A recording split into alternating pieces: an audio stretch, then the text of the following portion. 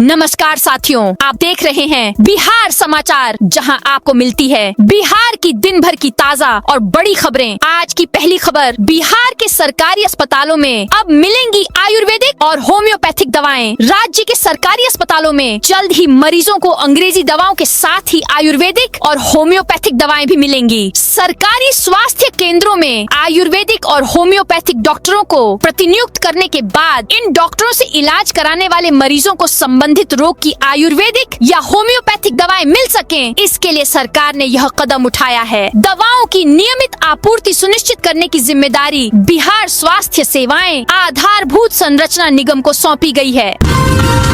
चिराग पासवान ने बिहार में शराबबंदी पर उठाए सवाल। केंद्रीय मंत्री चिराग पासवान ने रविवार को बिहार में पिछले 10 साल से लागू शराबबंदी कानून का रिव्यू करने की जरूरत पर जोर दिया। उन्होंने कहा कि कमियों को पहचान कर और उन्हें दूर करके इसे सख्त तरीके से लागू किया जाना चाहिए। पटना में रिपोर्टरों से बात करते हुए पासवान ने कहा कि कानून का मूल्यांकन यह तय करने के लिए किया जाना चाहिए कि क्या इसने उन मकसदों को हासिल किया है जिनके लिए इसे बनाया गया था।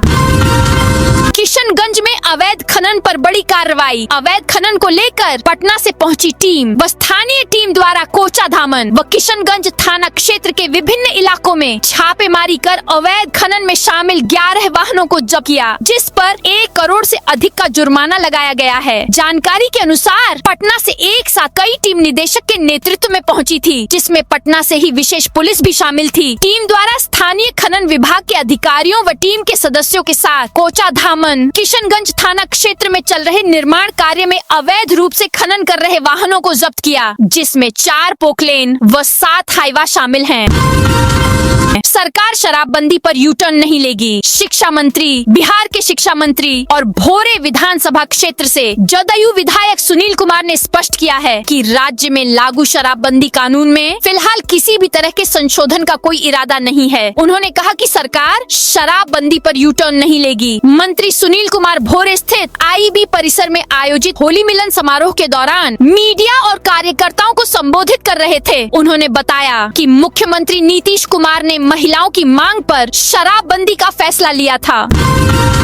ट्रैफिक नियम उल्लंघन करने पर 4 व्हीलर का कटेगा चालान। भागलपुर शहर में यातायात नियमों के उल्लंघन पर सख्ती को लेकर शुरू किया जाने वाला विशेष अभियान 1 दिन के लिए टल गया है। पहले यह कार्रवाई बीते कल 1 मार्च से शुरू होनी थी, लेकिन तकनीकी कारणों से अब इसे आज 2 मार्च से प्रभावी किया जाएगा। यह जानकारी एसएसपी प्रमोद यादव ने मीडिया से बातचीत में दी। उन्होंने बताया कि 4 पहिया वाहनों पर integrated command and control centre के माध्यम से डिजिटल चालान की प्रक्रिया शुरू करने की तैयारी पूरी कर ली गई थी।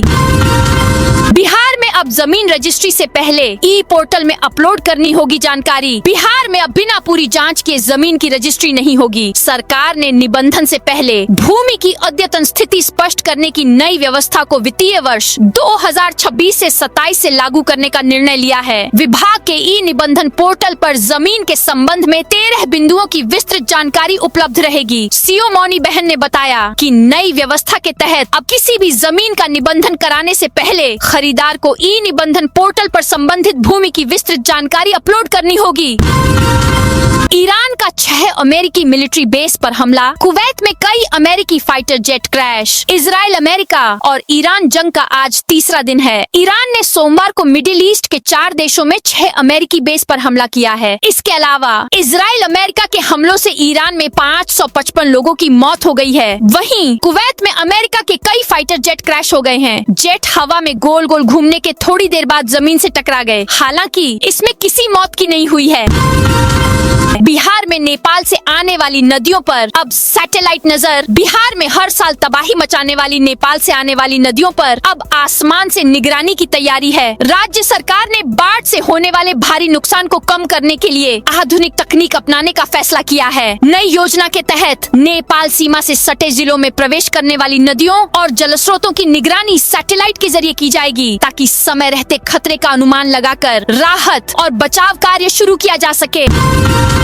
बिहार के सरकारी अस्पतालों में अब आयुर्वेद से भी होगा इलाज। बिहार के सरकारी अस्पतालों में जल्द ही मरीजों को अंग्रेजी दवाओं के साथ ही आयुर्वेदिक और होम्योपैथिक दवाएं भी मिलेंगी। सरकारी स्वास्थ्य केंद्रों में आयुर्वेदिक और होम्योपैथिक डॉक्टरों को प्रतिनियुक्त करने के बाद इन डॉक्टरों से इलाज कराने वाले मरीजों को संबंधित रोग की आयुर्वेदिक या होम्योपैथिक दवाएं मिल सकें, इसके लिए सरकार ने यह कदम उठाया है। बिहार में अखिलेश यादव का फॉर्मूला अपनाएंगे तेजस्वी। राष्ट्रीय जनता दल की पार्लियामेंट्री बोर्ड की बैठक रविवार देर शाम हुई। इसमें फैसला लिया गया है कि लालू यादव और तेजस्वी तय करेंगे कि राज्यसभा में उम्मीदवार कौन होगा। हालांकि इस बैठक में यह तय हो गया कि आरजेडी राज्यसभा में अपना प्रत्याशी उतारेगी। यह भी तय हुआ कि हाल के दिनों में जो भी चुनाव, चाहे राज्यसभा के हों, विधान परिषद के हों, बंगाल के हों या फिर किसी अन्य राज्य के, इन सभी के लिए प्रत्याशी का चयन लालू प्रसाद यादव और तेजस्वी यादव करेंगे।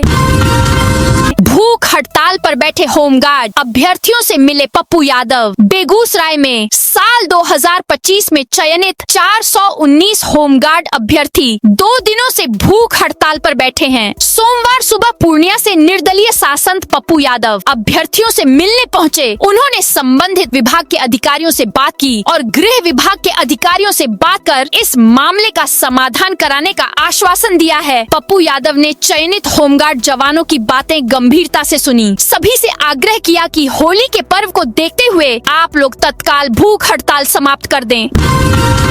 बिहार में जमीन रजिस्ट्री का नियम बदला, पोर्टल पर दिखेगी पूरी कुंडली। बिहार में अब जमीन खरीदना पहले से थोड़ा अलग और ज्यादा सुरक्षित होने वाला है। बिहार सरकार ने तय किया है कि फाइनेंशियल ईयर 2026 से 27 से बिना पूरी जांच के किसी भी जमीन की रजिस्ट्री नहीं की जाएगी। इसका मतलब है कि पहले जमीन की पूरी सच्चाई सामने आएगी, उसके बाद ही कागज पर सौदा पक्का होगा।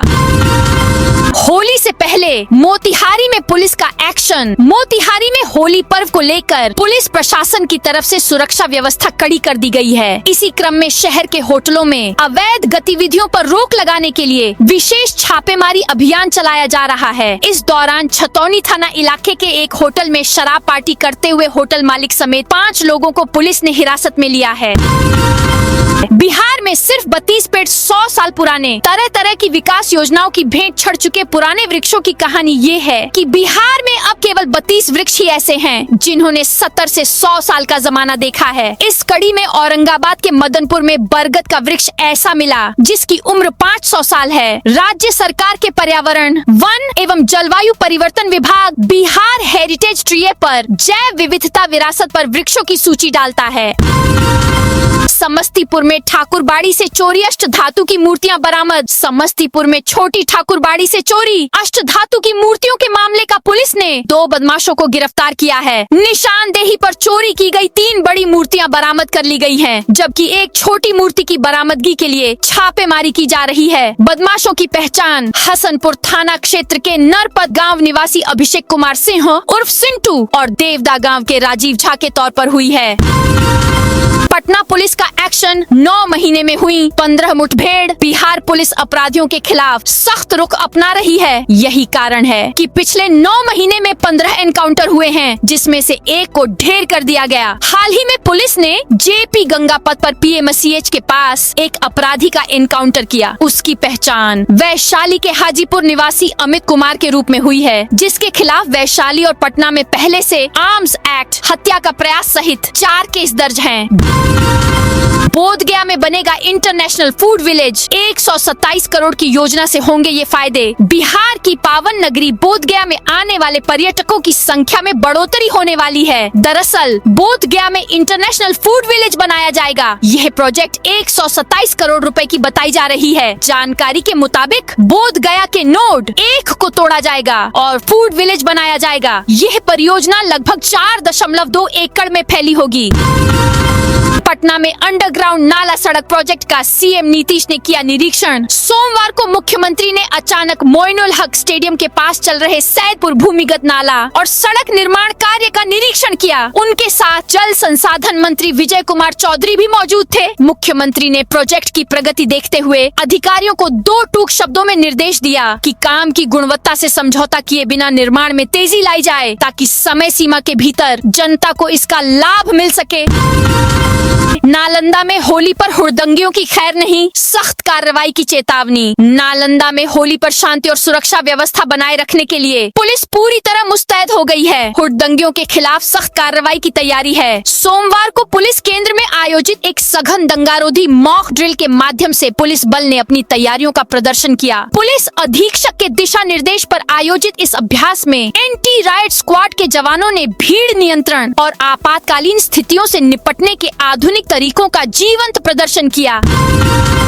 अमीन के 3,823 और राजस्व कर्मचारियों के 8,008 पद खाली। पटना राज्य में सरकारी अमीन के 3,823 और राजस्व कर्मचारियों के 8,008 पद खाली हैं। इससे आम आदमी की समस्याओं के समाधान में भारी परेशानी आ रही है। दाखिल खारिज, परिमार्जन प्लस, लगान भुगतान हो या एलपीसी, जमीन से जुड़े सभी काम को पूरा करने में राजस्व कर्मचारी और अमीन की ही जरूरत है। जब तक इन पदों पर बहाली नहीं होगी, विभाग की योजनाएं, 6 साल से चल रहा जमीन सर्वे और आम जनता के काम समय पर पूरे करना संभव नहीं है। पीयू छात्र संघ चुनाव में बैलेट पेपर पर लिखे अपशब्द। पटना यूनिवर्सिटी छात्र संघ चुनाव की काउंटिंग के दौरान एक चौंकाने वाला मामला सामने आया। कई बैलेट पेपर पर वोटरों ने उम्मीदवारों के बारे में आपत्तिजनक टिप्पणियां लिखी थीं। इतना ही नहीं, कई पदों के लिए डाले गए बैलेट पेपर में सभी उम्मीदवारों के नाम ऊपर से नीचे तक काट दिए गए थे। काउंटिंग में लगे कर्मियों ने बताया कि इस बार बड़ी संख्या में ऐसे बैलेट पेपर मिले जिन पर अभद्र टिप्पणियां दर्ज थीं। बिहार के बैंकों में मार्च में 12 दिन लटके रहेंगे ताले। बिहार के बैंक ग्राहकों के लिए मार्च का महीना चुनौतियों भरा रहने वाला है। यदि आपका चेक क्लियरेंस, ड्राफ्ट या बैंक शाखा से जुड़ा कोई जरूरी काम बाकी है तो उसे तुरंत निपटा लें। भारतीय रिजर्व बैंक RBI द्वारा जारी कैलेंडर के अनुसार मार्च 2026 में देश भर के अलग अलग राज्यों में कुल 18 दिन बैंक बंद रहेंगे। वहीं बिहार में करीब 12 दिनों तक कामकाज प्रभावित रहने वाला है। आरजेडी को राज्यसभा में 0 सीट की चेतावनी। केंद्रीय गृह राज्य मंत्री नित्यानंद राय ने पश्चिम बंगाल की मुख्यमंत्री और बिहार के राज्यसभा चुनाव को लेकर विदेशों में फंसे भारतीयों के मुद्दे पर विस्तृत प्रतिक्रिया दी। उन्होंने विपक्षी दलों पर तीखा हमला बोलते हुए कई गंभीर आरोप लगाए और कहा कि देश हित से जुड़े मामलों में राजनीति नहीं होनी चाहिए।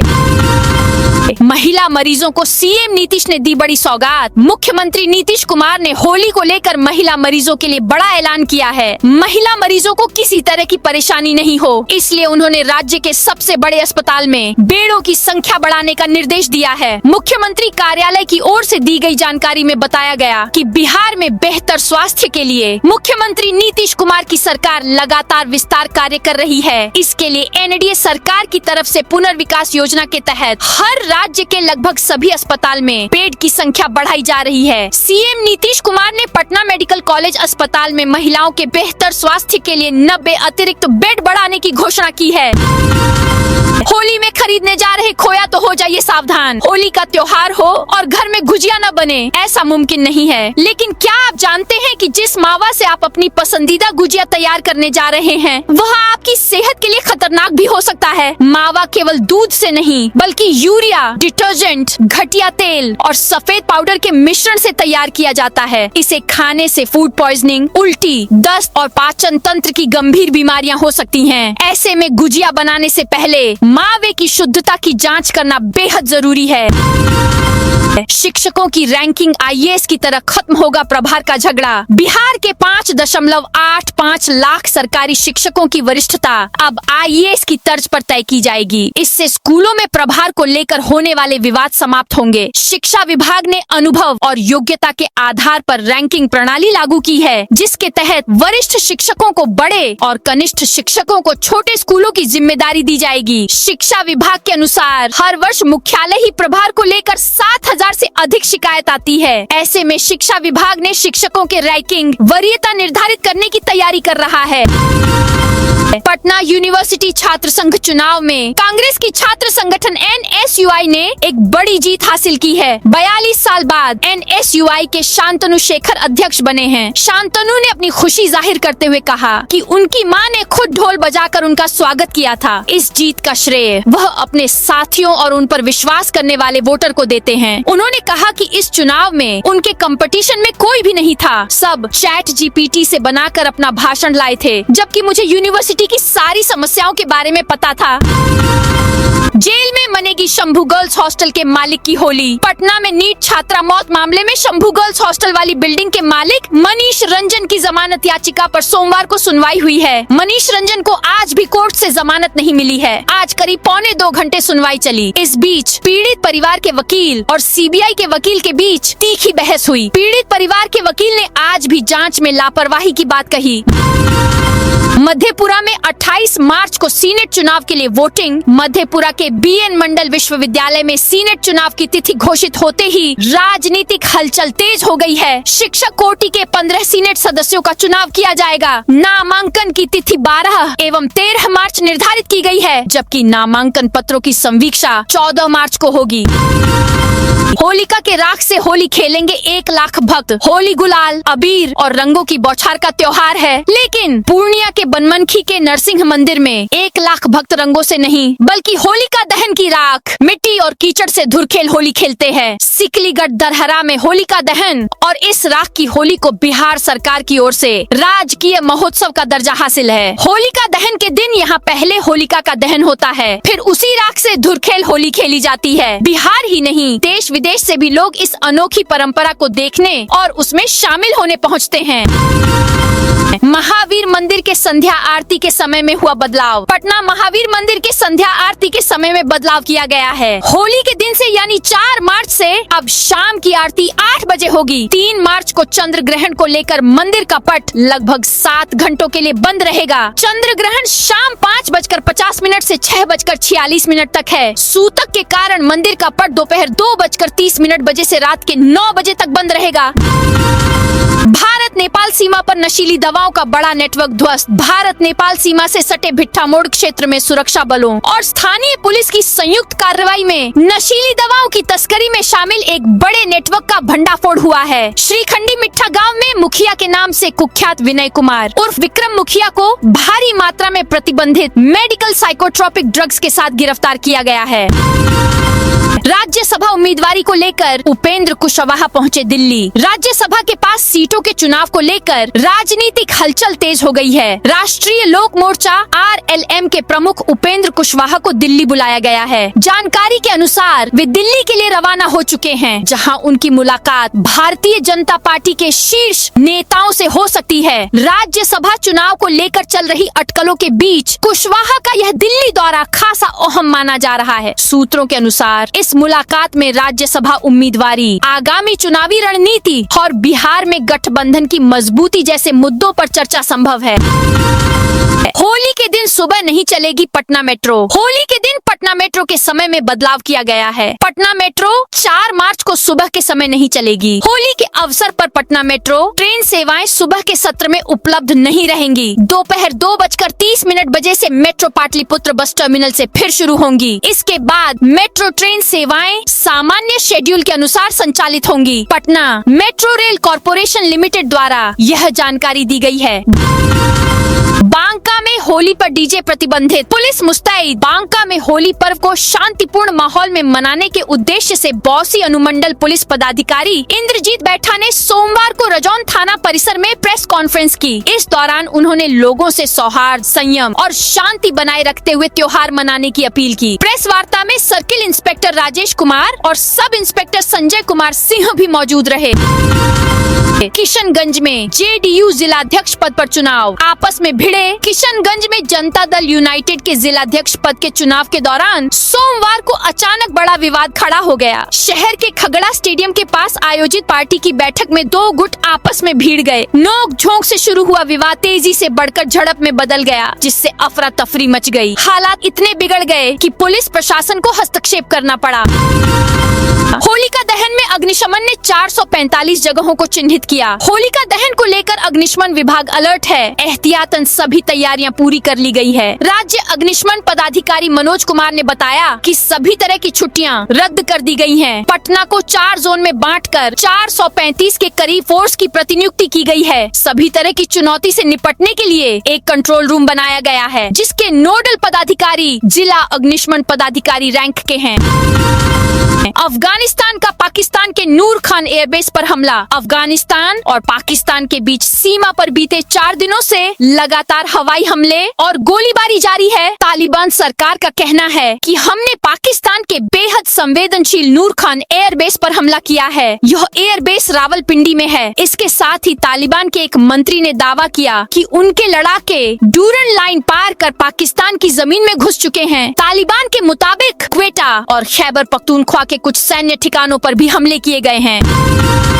पाकिस्तान की वर्ल्ड कप टीम के प्लेयर्स पर 50-50 लाख जुर्माना। T20 वर्ल्ड कप में पाकिस्तान के खराब प्रदर्शन के बाद पाकिस्तान क्रिकेट बोर्ड PCB ने बड़ा कदम उठाया है। बोर्ड अपने खिलाड़ियों से जुर्माना वसूलने वाला है। द एक्सप्रेस ट्रिब्यून के मुताबिक पाकिस्तान के हर खिलाड़ी पर 50 लाख पाकिस्तानी रुपए 16.28 लाख भारतीय रुपए का जुर्माना लगाया गया। बोर्ड अधिकारियों ने साफ कर दिया है कि अब खिलाड़ियों को आर्थिक फायदा केवल अच्छे प्रदर्शन के आधार पर ही मिलेगा। तो दोस्तों, यह थी आज बिहार की दिन भर की ताजा और बड़ी खबरें। आप कल मिलते हैं नई खबरों के साथ।